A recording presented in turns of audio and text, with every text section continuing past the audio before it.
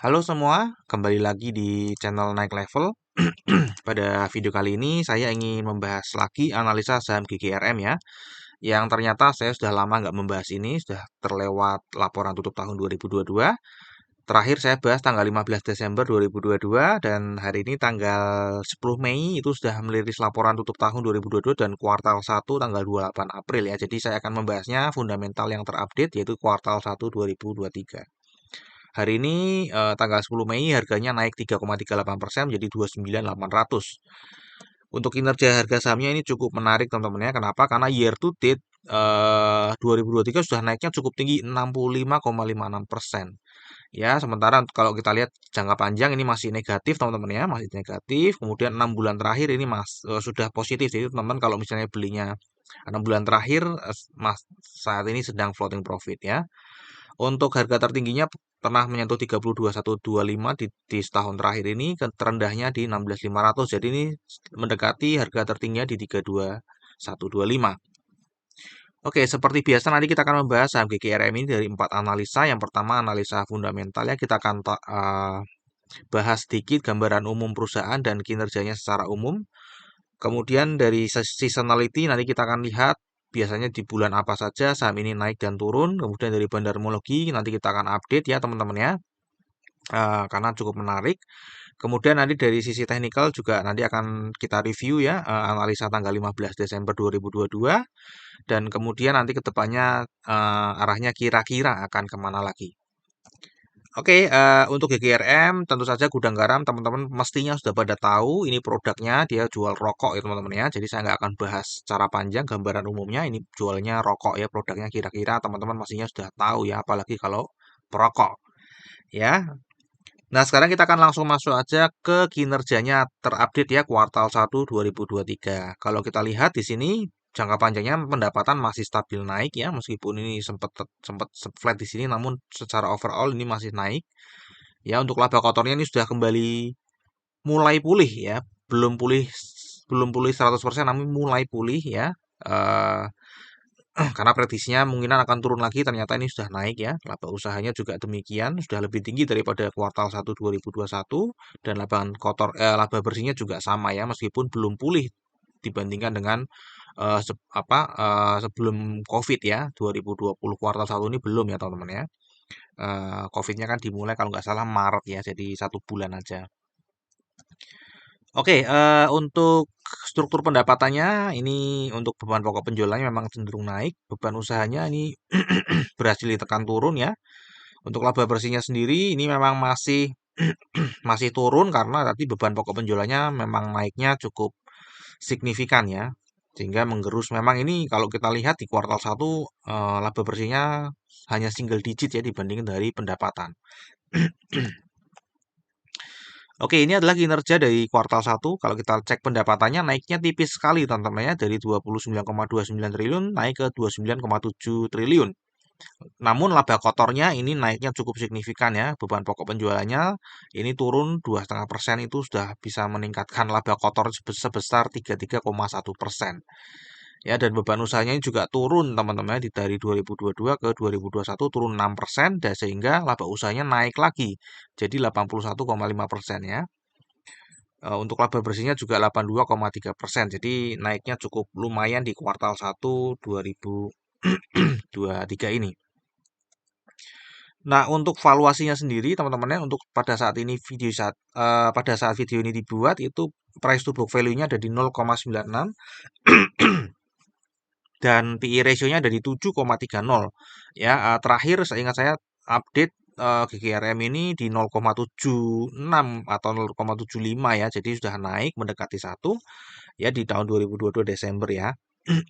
Dan namun PBV saat ini masih lebih rendah jika dibanding tahun-tahun sebelum 2022 teman-teman ya.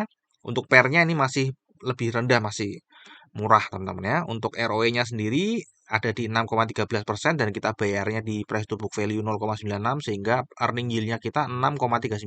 Jadi meskipun ini price to book value-nya di bawah 1 namun ROE-nya belum terbilang murah ya earning yield yang kita dapat. Kecuali nanti harganya nggak naik, namun kinerjanya naik terus, sehingga earning yield-nya bertambah dan menjadi murah. Oke, jadi ini secara valuasi masih mahal karena earning yield-nya di bawah 10%. Nah, untuk dividen sendiri ini sebenarnya rutin bagi dividen namun kecuali absen di tahun 2020, teman-teman ya. Terakhir yield-nya 7,55% dan prediksi di tahun 2023 ini akan membagikan kalau misalnya sama dengan yang dibagikan di profit 2020 itu kira-kira 65% ya 939 ya dibagi harga saat ini 3,15%. Jadi cukup kecil teman-teman ya. Oke, jadi di sini 2020 nggak membagikan itu adalah profit di tahun 2019 teman-teman ya.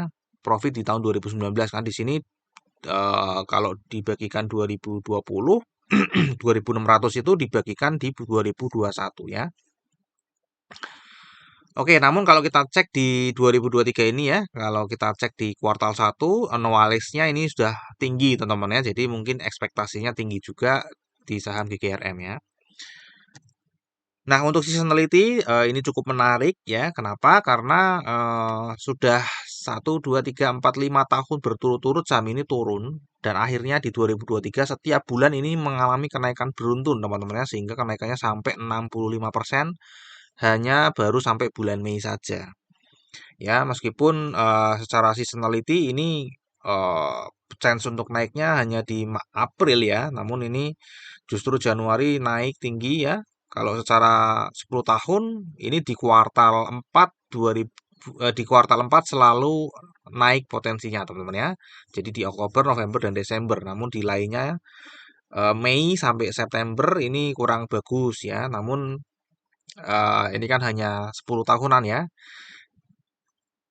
Tidak pasti juga kalau misalnya ini 45% juga ternyata naik terus ya 2023. Oke, ini dari seasonality, jadi chance-nya untuk naik di Oktober, November, dan Desember. Kemudian untuk bandara homologinya sendiri ini ada di Surya Duta Investama, ada masyarakat 24,45%, ada Surya Mitra Kusuma ya 6,26%. Ini direksi dan komisaris ya, lumayan banyak, ada komisaris yang punya 11 juta lembar saham. Nah, kalau kita lihat jumlah pemegang sahamnya ini cenderung turun, teman-teman ya, cenderung turun dari 31.000 ke 28.000 ya, penurunan paling banyak di bulan Februari. Kalau kita lihat partisipasi asing di saham ini juga tinggi ya, meskipun menurun teman-teman ya. Kalau kita lihat di kuartal 4 2022 itu 41% ya partisipasinya, kemudian kuartal 1 2023 turun ke 33 dan kuartal 2 ini juga turun ke 29 ya. Bahkan di April itu 31, Mei ini juga turun teman-teman ya. Jadi partisipasi investor asing kok turun, kenapa ya? Padahal dulu sempat sampai 40% ya. Nanti kita akan cek. Dan kalau kita lihat di sini investor asing masih sangat rutin buang barang GGRM ya teman-teman ya, masih sangat rutin. Oke, ini adalah saham yang beredar di masyarakat sebagian ya. Kan di sini ada 470 juta, ternyata di sini hanya 330 juta, teman-teman ya. Jadi ada sebagian yang beredar di masyarakat itu sahamnya tidak terdaftar scriptless di KSE. Ya, artinya hanya berbentuk warkat atau surat berharga ya, tidak bisa diperjualbelikan di Bursa Efek Indonesia. Oke, sekarang kita akan bahas ya. Ini yang cukup menarik di apa gudang garam. Kalau kita lihat setahun terakhir ya, dari April ke April, eh kepemilikan investor asing ini turun terus teman-teman ya, turun terus yang sebelumnya di atas 50% ini mengurangi terus secara rutin sehingga sekarang menjadi 38,74% ya. Ini mengurangi 10% dan ditampung oleh investor lokal ya. Nah, investor lokal yang menampung ini yang paling banyak adalah investor retail lokal ya. Seperti biasa ya kalau ada uang besar yang buang dan yang menampung adalah investor retail pasti harganya turun. Ya, seperti rata-rata seperti itu ya. Kalau ada uang besar lagi buang barang ditampungnya adalah investor retail lokal pasti harganya turun dan sulit naik. Nah, menariknya adalah dari Januari sampai saat ini itu harganya naik terus. Padahal ini kan secara setahun investor retail lokal juga naik ya. Namun kalau kita lihat secara detail ya, saya pisahkan ya. Dari Desember ke April, ternyata investor retail lokal ini mulai buang barang teman-teman ya. Makanya harganya mulai naik ya. Jadi Desember kepemilikannya 39 ini mulai turun jadi 35 ya. Padahal investor asing masih buang loh. Nah, ini kenapa? Karena ada reksadana lokal yang tiba-tiba aja menambah kepemilikannya secara signifikan. Ya, kalau kita lihat di sini dari April ke April ya, yang sebelumnya itu buang barang juga ya, tiba-tiba di sini dia langsung angkat teman-teman ya, langsung angkat hajar kanan gitu ya, ngambil aja ya, jadi dijual semua, sehingga ini mendominasi ya, meskipun dia ini bukan penguasa supply ya teman-teman ya, meskipun bukan penguasa supply dia mendominasi pembelian. Nah, ini yang menyebabkan partisipasi investor asing pasti menurun ya. Karena ada satu uang besar lokal, reksadana lokal yang tiba-tiba punya dana untuk hajar kanan. Ya mending kalau ini lagi buang barang, lagi ada yang hajar kanan, pastinya kalau secara natural ya saya tidak akan guyur ya. Biarin harganya naik, kita kasih harga di atas ya. Ya, jadi ini masih tetap buang teman-teman ya, sekuritas masih tetap buang. Kemudian reksadana asing juga masih tetap buang ya, masih tetap buang ya teman-teman ya. Eh, ada apa lembaga keuangan asing juga masih buang ya. Jadi masih buang investor asing rata-rata, dan penguasa suplainya ini malah borong lagi menambah satu, namun ini buang lagi di sini teman-teman ya.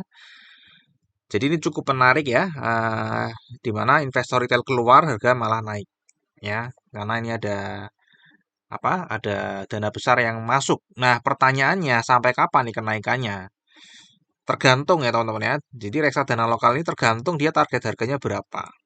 Ya, apakah dia menarget pokoknya kalau PBV di bawah satu sikat ya, tergantung dananya dia dan seberapa banyak ya, dan seberapa besar ini mau keluar, mau exit, apakah betul mau exit terus ketika melihat sahamnya kinerjanya sudah naik ya, apakah dia akan beli balik atau malah tetap melanjutkan jual. Kalau ternyata ini beli balik, ya otomatis ya akan ada dua uang besar nih, reksadana lokal, terus ada penguasa suplainya ikut membeli balik, dan retail lokal melepas sahamnya, pasti harganya akan naik lagi, teman-teman ya.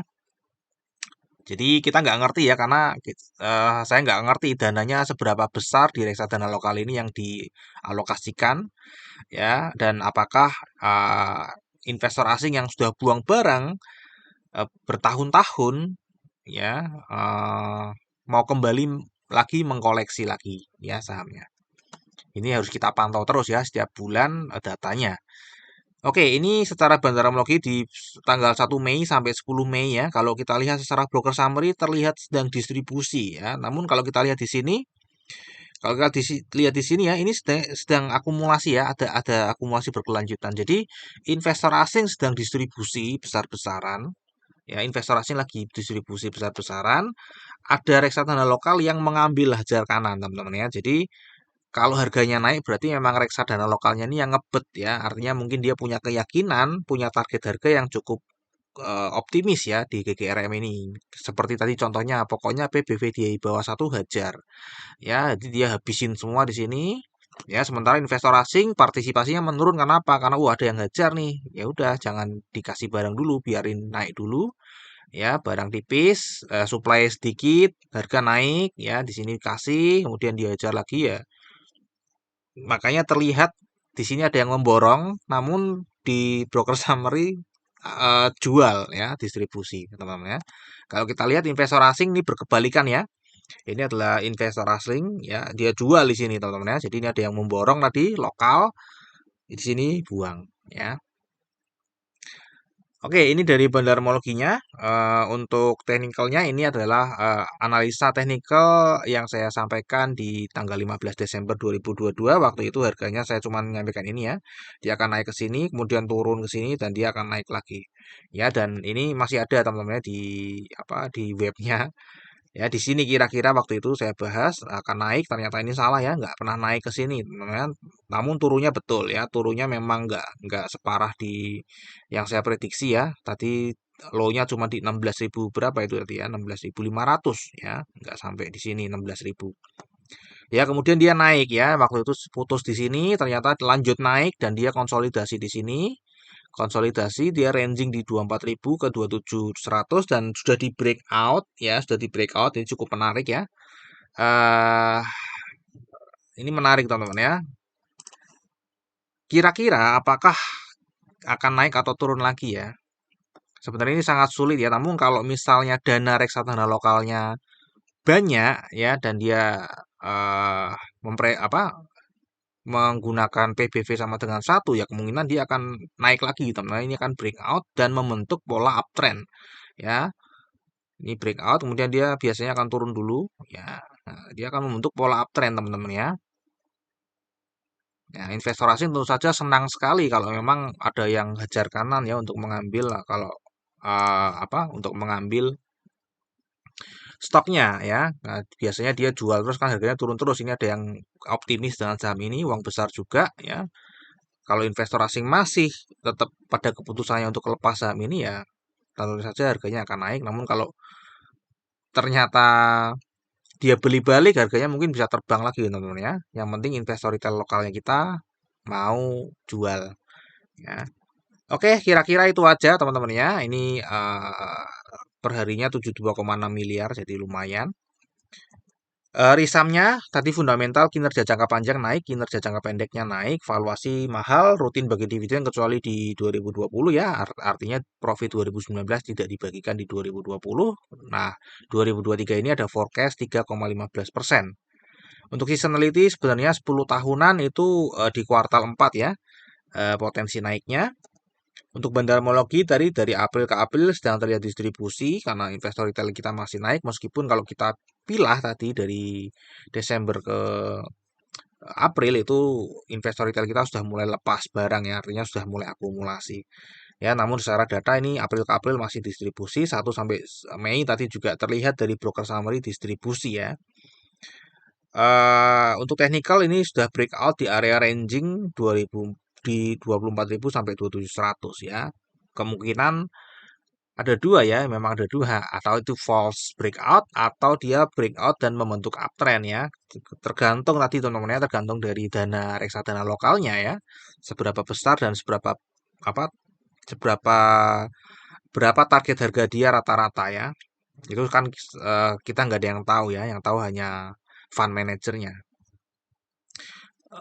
Oke, jadi itu kira-kira terakhir disclaimer ya. Jadi analisa yang saya sampaikan di YouTube ini adalah analisa saya pribadi yang tentu saja juga bisa salah.